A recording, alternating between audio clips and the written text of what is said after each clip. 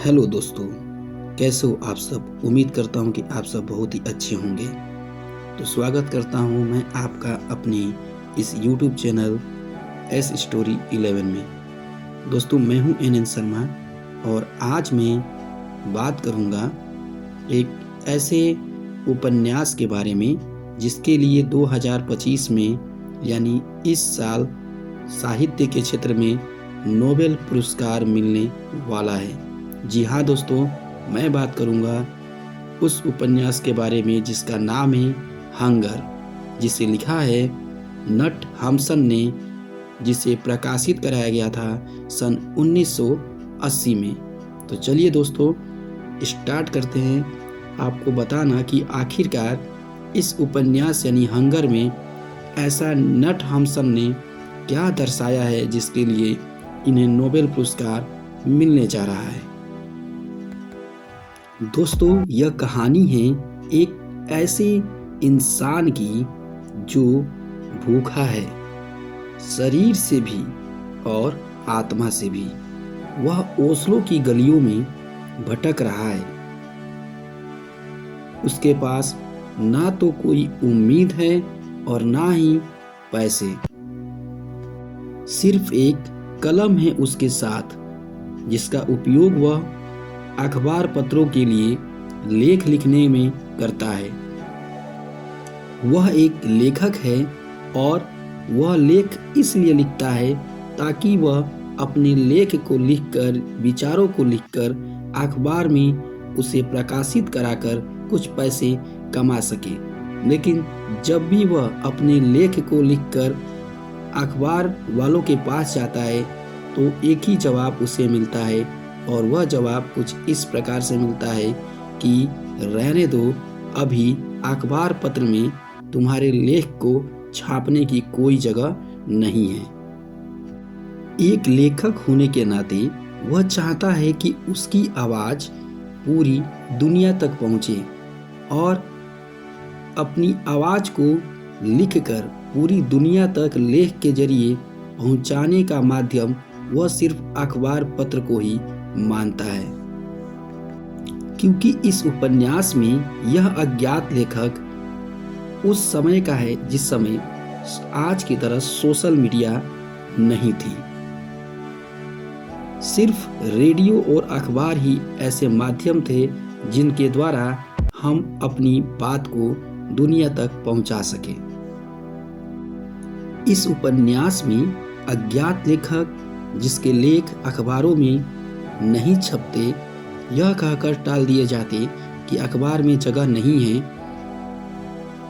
उसके पास पैसे खत्म हो जाते हैं। अब उसके पास पैसे भी नहीं है जिससे कि वह अपनी पेट की भूख भी शांत कर सके।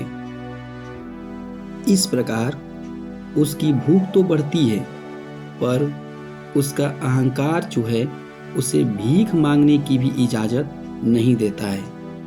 उसके अंदर से ये आवाज़ बनी रहती है कि मैं एक लेखक हूँ और मैं लिखकर कुछ कमा सकता हूँ, तो मैं भीख क्यों मांगूँ। इस तरह से उसकी भूख बढ़ने पर भी उसके अंदर का जो उसका गर्व है वह उसे भीख मांगने नहीं देता है।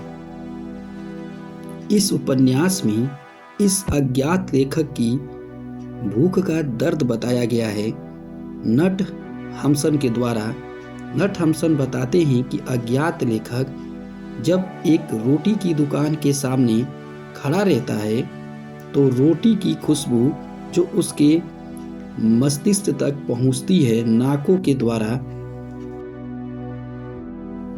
उस रोटी की खुशबू से अज्ञात लेखक, जो कि उपन्यास में नट हाम्सन द्वारा दर्शाया गया है, उसके पेट में गड़गड़ाहट हल्की सी होती है, हवा की सिरहन भी होती है। वह पूरी तरह से भूखा होता है।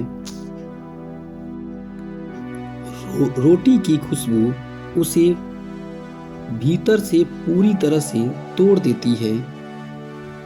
रोटी की खुशबू उसे भीतर से पूरी तरह से तोड़ देती है। पर अज्ञात लेखक, जो उपन्यास का हीरो है, उसके जेब खाली है, उसके पास पैसे नहीं हैं ताकि वो रोटी खरीद कर खा सके। नटहमसन अपने इस उपन्यास में लिखते हैं कि अज्ञात लेखक जो कि उपन्यास का हीरो है, वह भूखा है परंतु सोचता है कि मैं झुकूंगा नहीं। पर इस अज्ञात लेखक की भूख उसे अंदर ही अंदर निगल रही है। इस हंगर नाम के उपन्यास में एक लव का ट्विस्ट आता है। जब अज्ञात लेखक एक पार्क में बैठा होता है और उसे सामने एक सुंदर लड़की मुस्कुराते हुए दिखाई देती है। अज्ञात लेखक थोड़ा शर्मिला होता है। वह लड़की को देखता है और हल्का सा शर्माता है। लड़की भी उस अज्ञात लेखक को देखती है और उससे बातचीत करने की कोशिश करती है। इस प्रकार दोनों में पार्क में केवल कुछ सेकंडों तक ही बातचीत होती है और फिर दोनों अपने अपने रास्ते चले जाते हैं।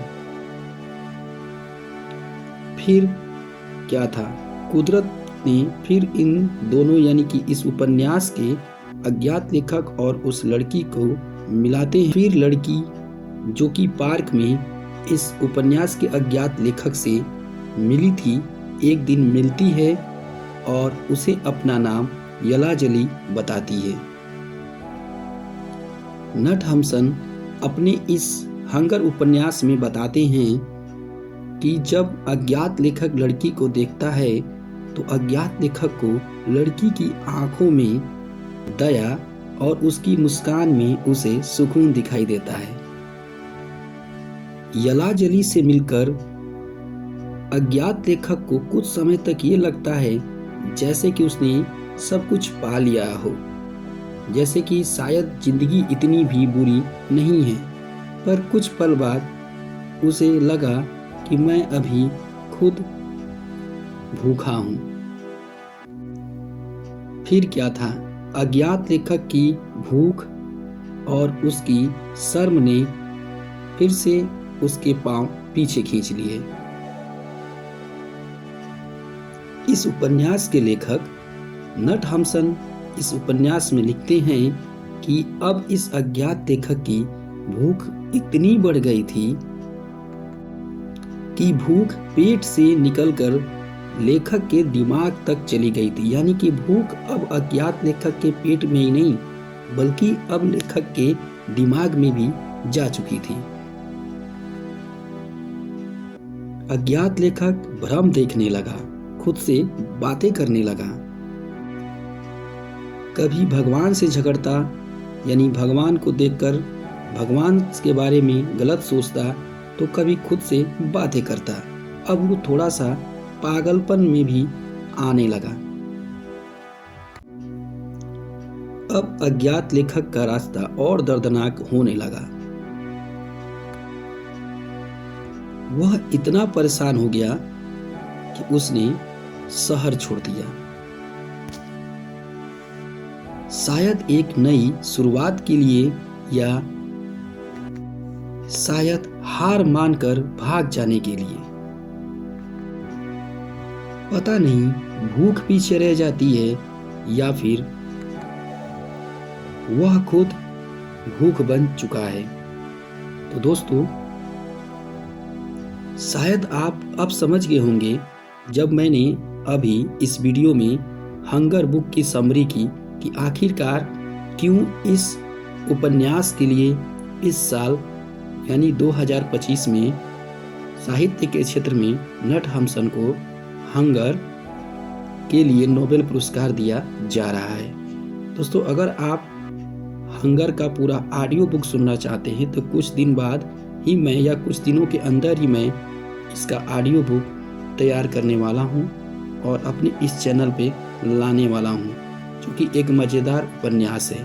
अगर आप हमारे चैनल से जुड़े रहना चाहते हैं और जुड़े रहकर इसके ऑडियो बुक को भी सुनना चाहते हैं तो प्लीज़ चैनल को सब्सक्राइब कर दीजिए, लाइक कीजिए और बेल आइकन को प्रेस कीजिए ताकि हमारी आने वाली वीडियो आप तक पहुंच सके।